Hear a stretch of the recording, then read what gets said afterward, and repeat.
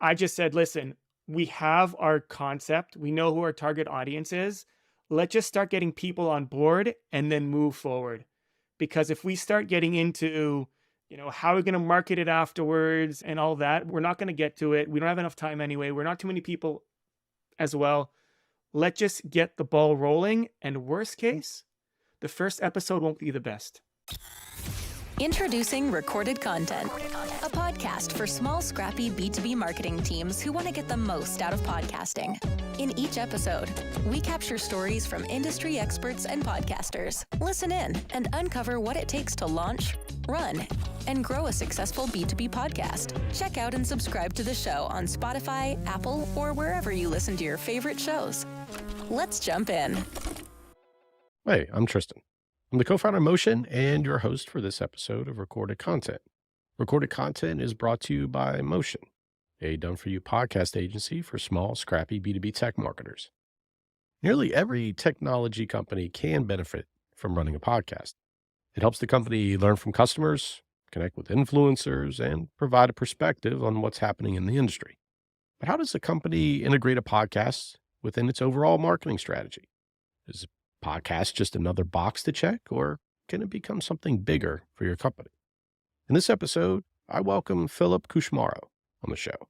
Phil is the VP of Growth Marketing at Align, and he's also the host of the company's podcast, C-Suite and Sour.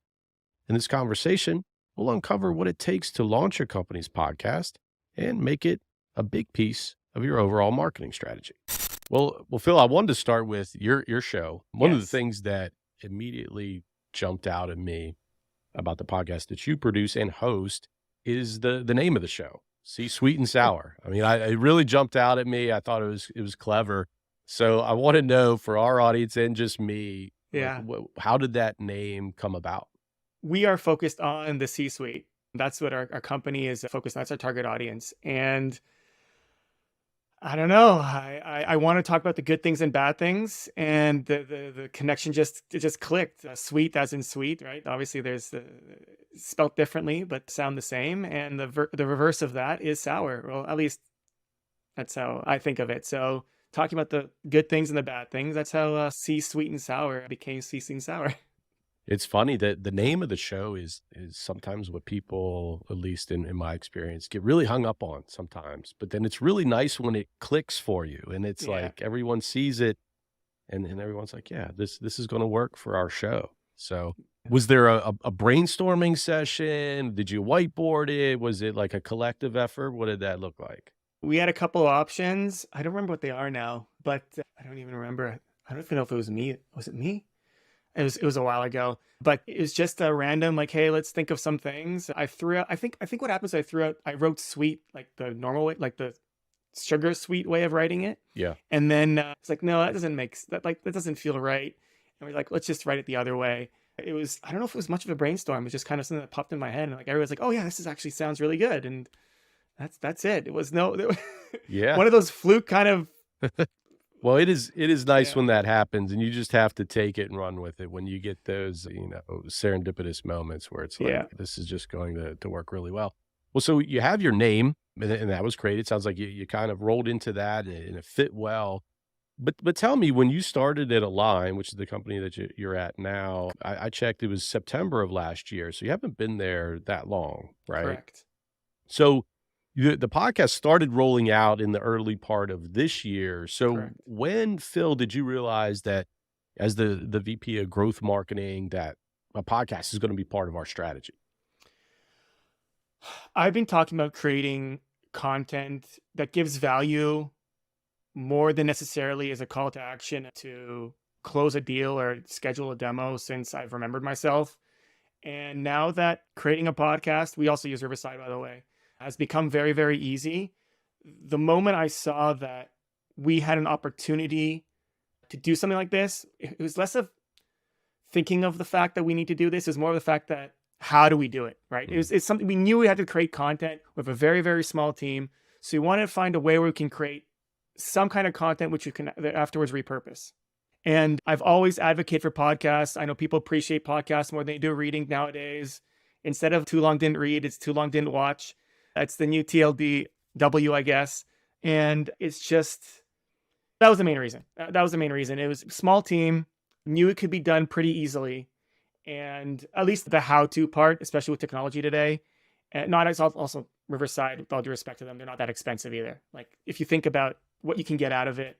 And once I realized that education was going to be a big part of our strategy, I like, this is a no-brainer. Yeah. Yeah. And so what, Phil, you kind of have this mindset, you need to make content. It's somewhat table stakes these days. You need to provide some education for your audience. Like what was that process like when you were talking, you were trying to narrow in on how you were going to do it. So did you develop a creative brief up front? Kind of what did that early stage look like?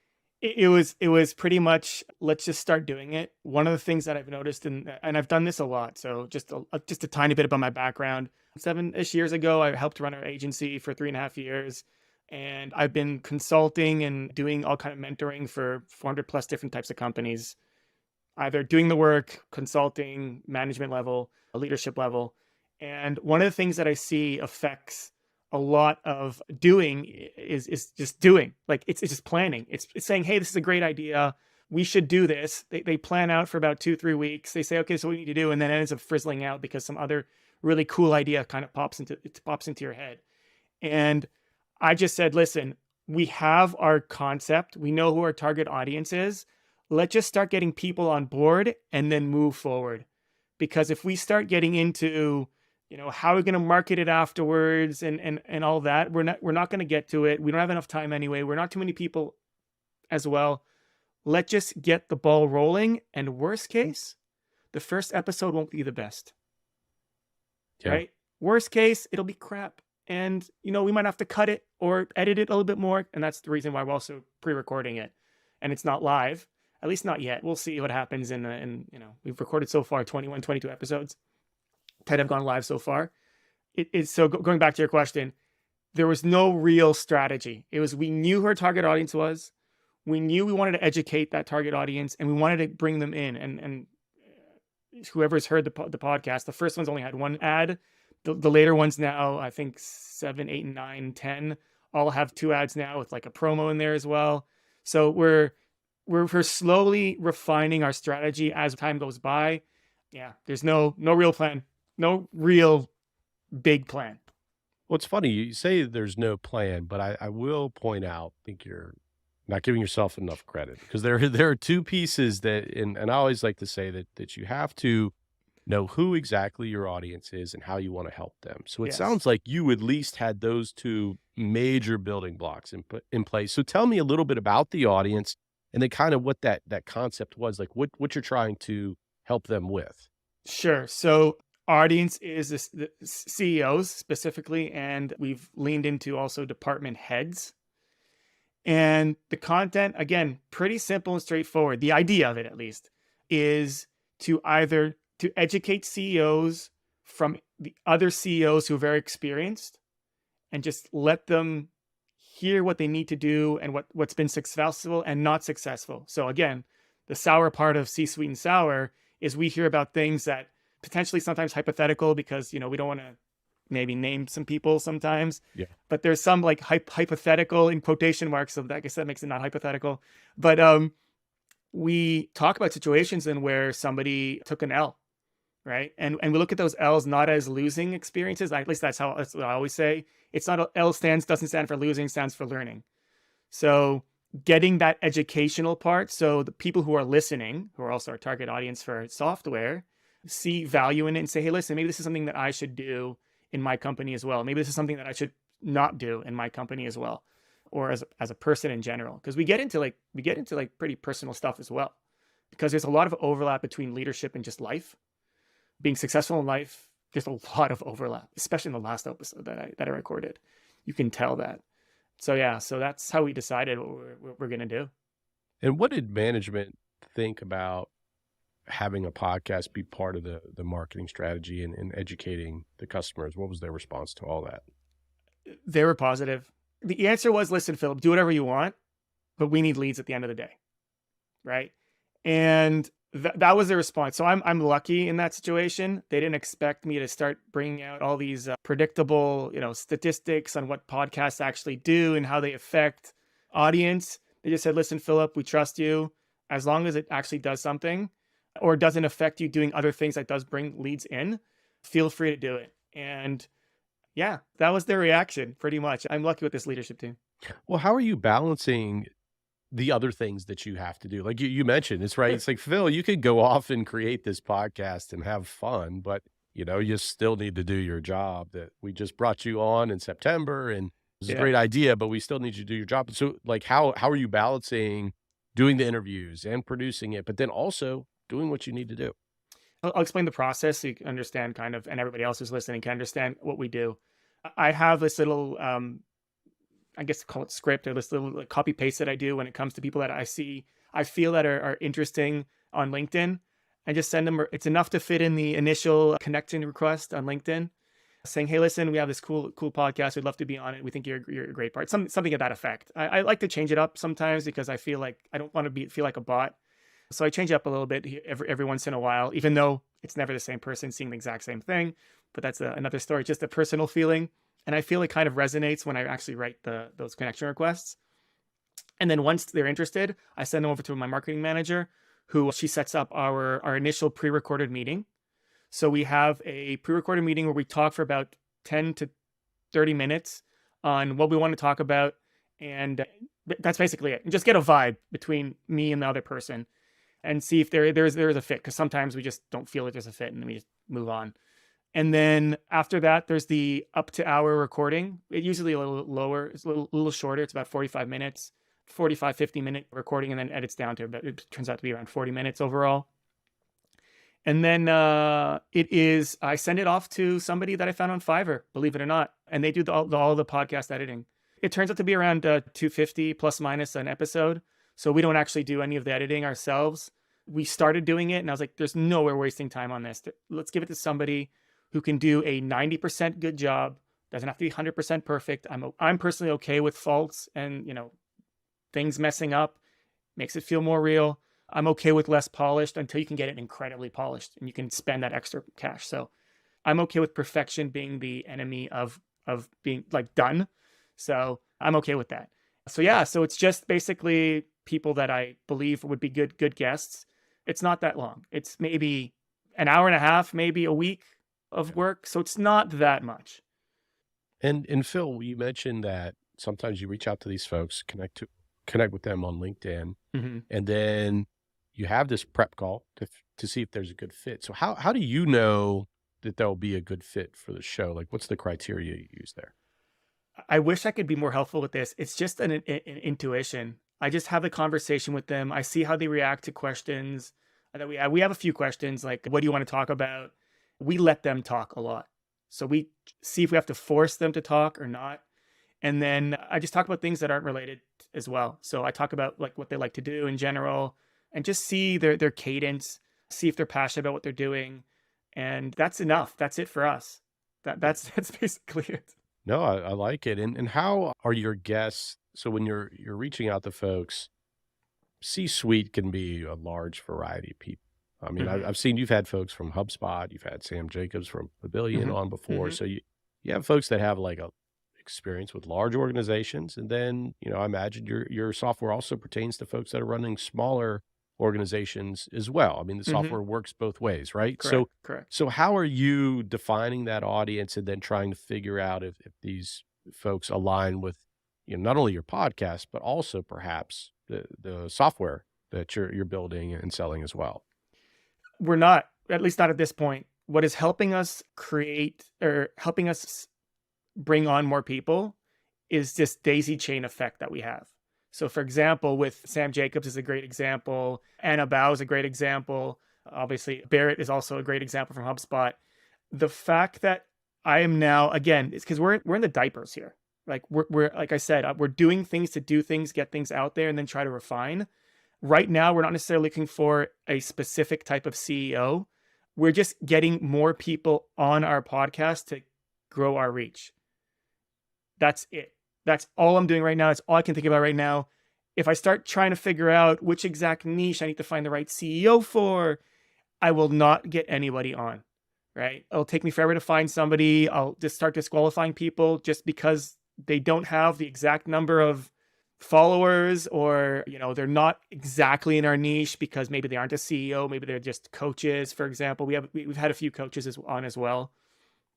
And so that's what we're doing right now. As things start getting better, we start getting a little bit more of a budget, things start coming in more into a line, we will start looking more account-based marketing style, where we say, okay, listen, if we want a specific audience, let's find the exact CEO in a type of company that we exactly want. And it'll also be a lot easier for us because we're going to have this incredible lineup. I don't know if anybody's familiar or not, but Rand Fishkin is also going to be on the lineup. I don't know when this is going to go out, so it might be after or before. But I got Rand Fishkin on board, for example. Now, he is, again, are you familiar with Rand at all? Yeah, we've actually had Amanda Natividad on our show. I've known her for a while, even before she went to Spark Toro. But yeah, familiar with Rand for sure. Yeah. Yeah. So Rand's great. And yeah, so he's actually never said no to me. Not because he knows who I am necessarily. Well, now he kind of does, but just because he's a great person. And like, the truth be told, even though that's probably gonna be one of our better episodes, I'm pretty sure it's gonna be amazing. I'm gonna utilize Rand to daisy chain other CEOs that have done more and people that just get other people that are in that position to want to listen to us. Yeah.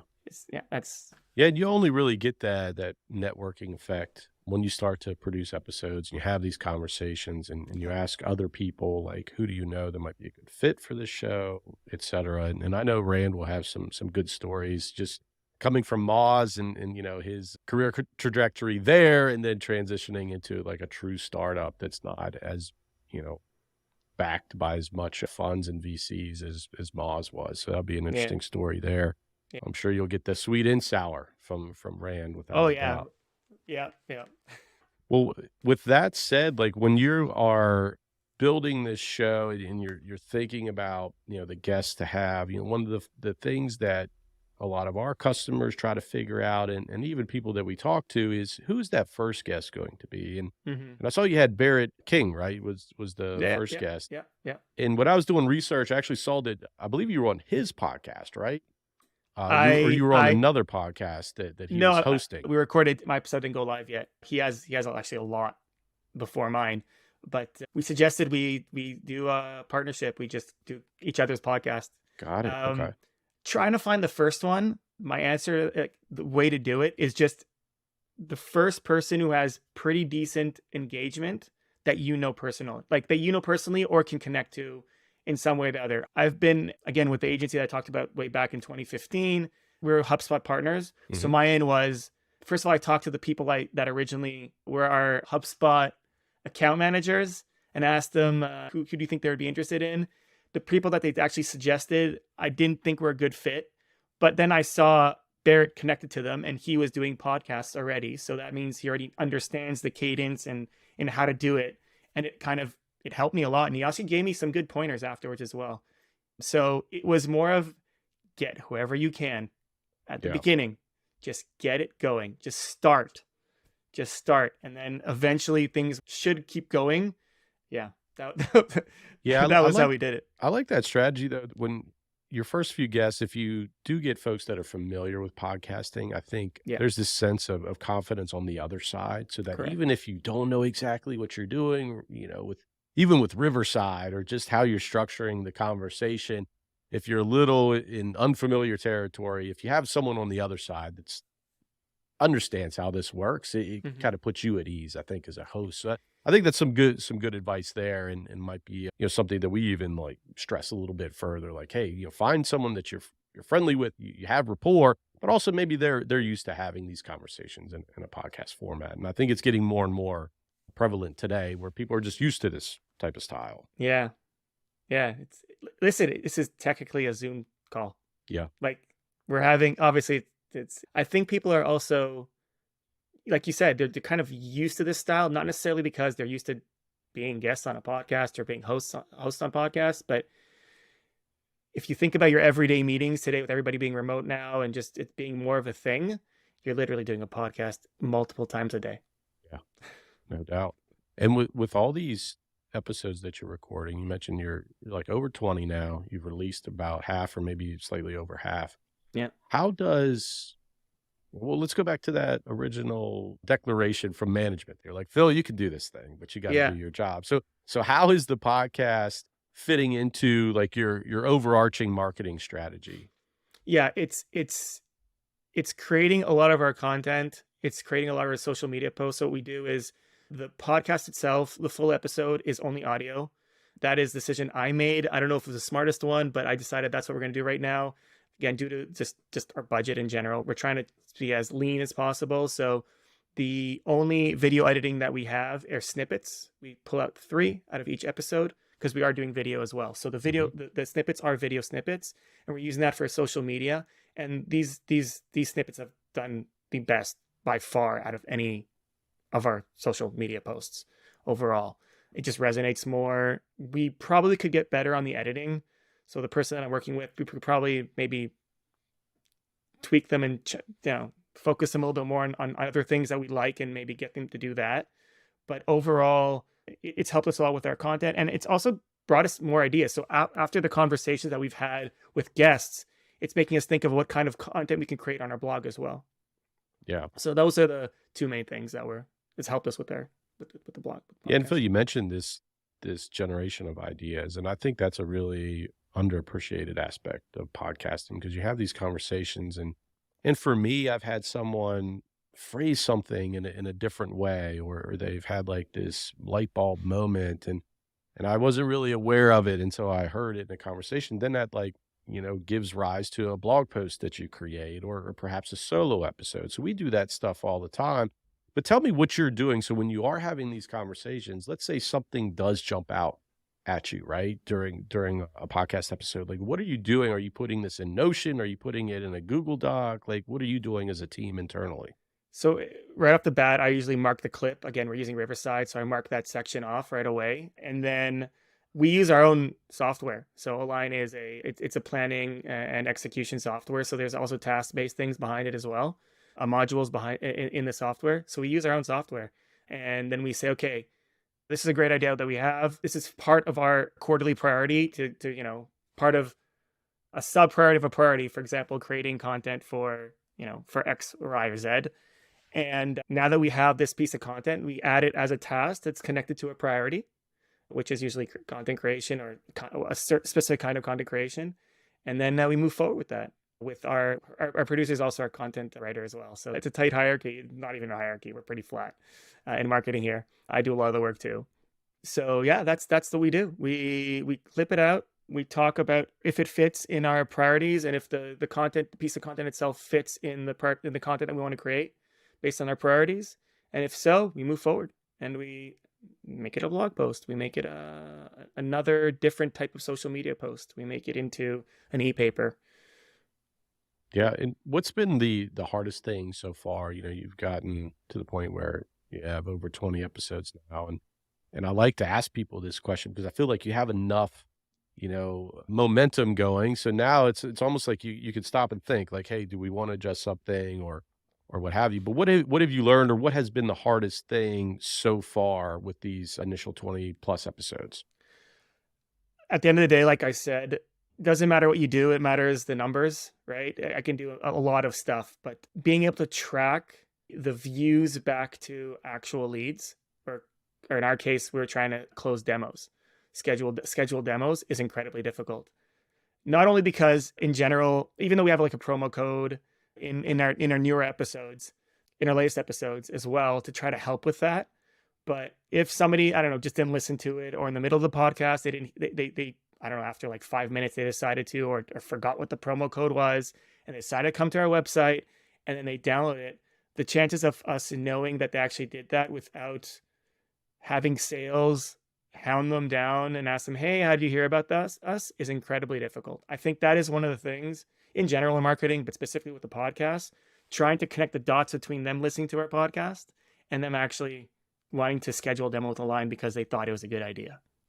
Yeah. That's by far the most difficult thing. It's all the other stuff is pretty easy, at least on our end. Yeah. And how do you feel? Is that something that you would look to pursue further, or are you comfortable with the fact that, hey, I just won't get attribution there? Where do you sit on that Uh, one? you're asking a difficult question because I am on the fence right now a lot due to I also used to work at a consent management platform SaaS company called User-Centrics. And there wasn't a podcast, by the way, it was a fireside chat. So we had to like book 3 people at a time, plus our host, Mm. That's more which was more coordination there. Yeah. yeah, a lot more coordination. I don't even want to get into that. That was incredible. Like if you'd asked me for that, it'd be coordinating all the people, Yeah. probably more than anything else. But I'm on the fence right now when it comes to should we care about attribution so we know where to put the money, even that attribution could probably be wrong. There's so many ways to attribute. There's so many attribution models out there. On top of the fact that, again, going back to the user-centrics thing, a lot of that attribution is just blocked. Like just the other day, we 100% know that somebody who saw our LinkedIn ad, clicked on it, signed up to schedule a demo with our sales team through LinkedIn because the sales team asked them, and it's specific what they said, word for word. And in our systems, all of our systems, Google Analytics, HubSpot, everything, it did not track it because somewhere down the line, the attribution was removed. However that happened. So on one hand, we have to care about attribution. On the other hand, at to what point? Because if you care so much about attribution, what can end up happening is that you deal more about trying to figure out what the attribution is than doing. Yeah. And when you have a small team, yeah. So So it's like the cost benefit of that when it does take so much effort to get that in place. And it sounds like, you got basically two folks that are driving marketing at the company, it's three, but three people. Yeah. Still, a small but mighty team, but there are only so many things that you can do on the attribution side. Plus there are costs associated with that. You need certain tech in place for that as well. Yeah. But you mentioned something about ads and getting that in front of your audience. How are you using the podcast in addition to the audio channel itself, getting that out there and video clips? Are you using this on the paid side to drive awareness to the company and so forth? Not yet. I don't think that the snippets we're able to pull right now, it's too far away. I don't see a straight enough line from putting money into one of the snippets that we're pulling out that can say, hey, listen, Align is a good product, is a product that you need at the moment. The podcast itself is educational only. We purposefully do not, well, we have maybe in 1 or 2 episodes because we're talking about something specific or about somebody who's actually a client of ours for like the 7 years. We're specifically not doing that. This is not a sales pitch. This is to get people interested in the podcast and for them to hear the ad in the podcast and then understand that they need it. Or at least one touch point out of the other 15 or God knows how many we need there now, 35 touch points now. I think that's the new research now, 35 touch points because people are just getting blasted. So it's just one more touch point, powered by Align, getting the brand name out there because nobody really knows who Align is. It's at least not yet. We're getting there. Yeah. And, by connecting with folks that are somewhat, connected to your ideal customer and you start to build that network effect, it's something that will compound later on, which is the one thing, with paid ads, it's not something that necessarily compounds, which you do get that effect with podcasting, as you're building a library of material, you're meeting these people one-on-one and you're building content that stems from those conversations as well. So you get the audio, the video clips, you get the written content that's on the blog as well. Yeah. So you do get all those effects from it. That said, like what would be something, since you went through this process early on in your role, like what advice would you provide to someone that might be on the fence? Like they may be in a similar situation as you. I just got a new role at a tech company. Yeah. I'm in charge of growth. Yeah. Does a podcast work for me or not? Like what advice would you give them? It matters. So the first thing you have to think about is if you have somebody on the team that can be a host, right? They don't have to be 100% comfortable necessarily, but they do need to be okay with being in front of the camera and be okay to not lose, but learn sometimes, like take the L sometimes and appreciate that. That is one piece of advice.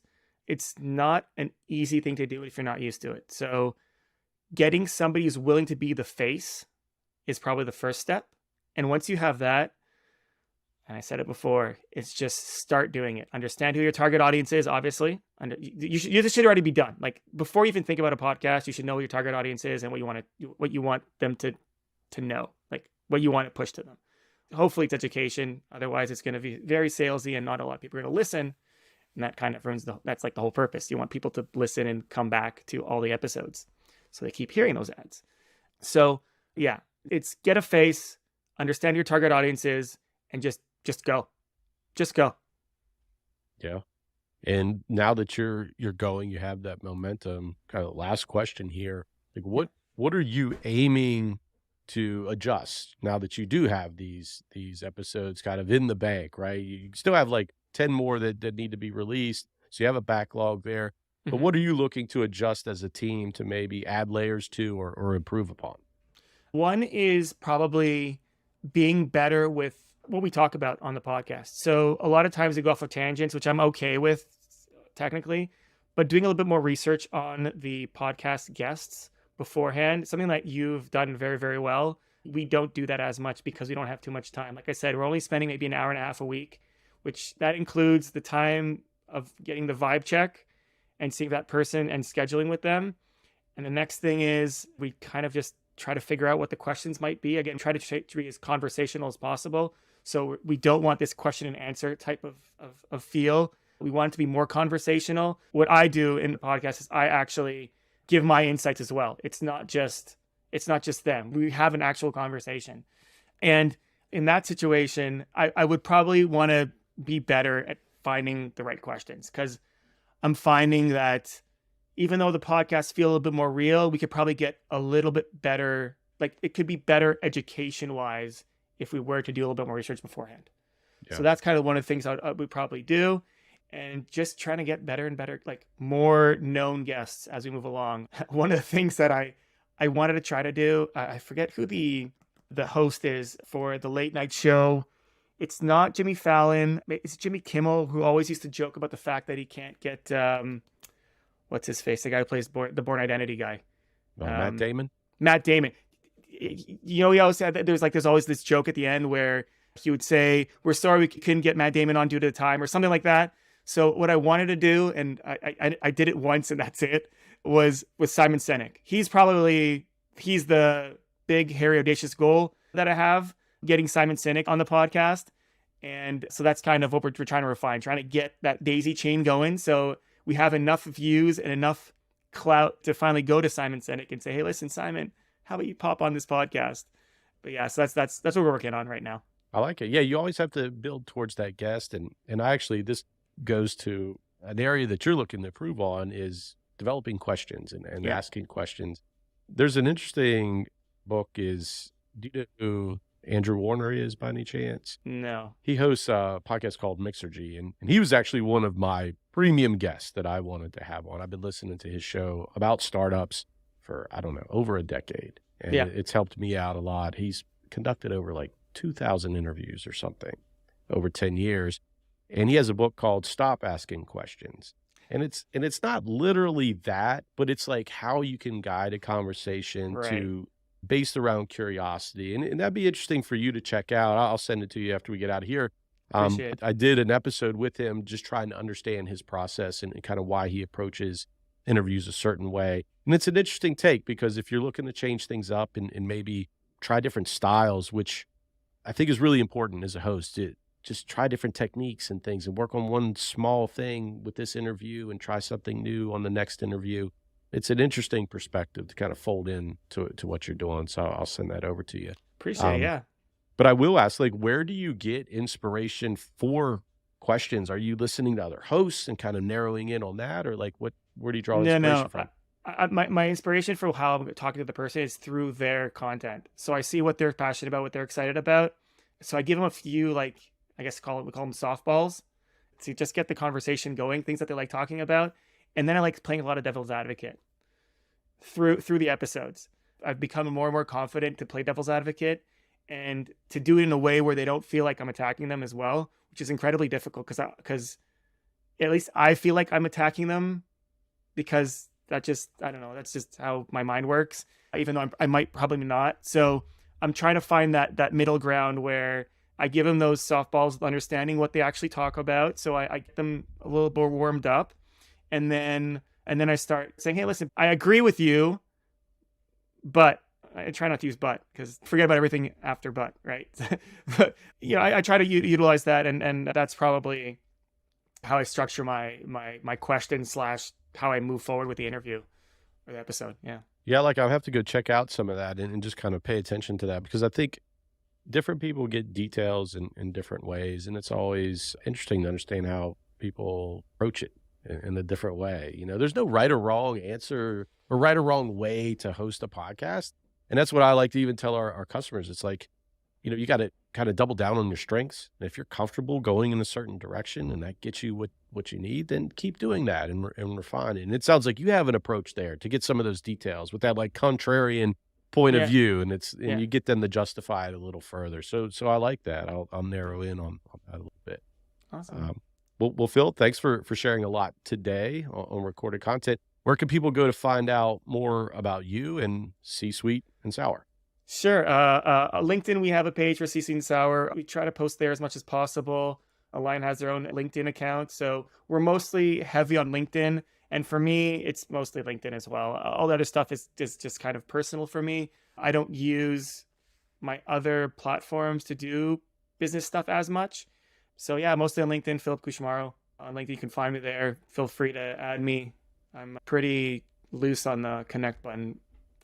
All right. Sounds good. Well, yeah, we'll let it out there. And here comes a flood of connect requests coming your way. So Bring them on. All good. I appreciate it, Phil. Thanks for jumping on today. Thank you for having me. This was great. Thanks for listening to Recorded Content, a show brought to you by Motion, a done-for-you podcasting agency for B2B tech marketers. We do the podcast stuff so you can focus on strategy, building brand awareness, and developing new relationships. To learn more about how you can launch and grow a podcast for your company, check out motionagency.io. Thanks for listening to Recorded Content.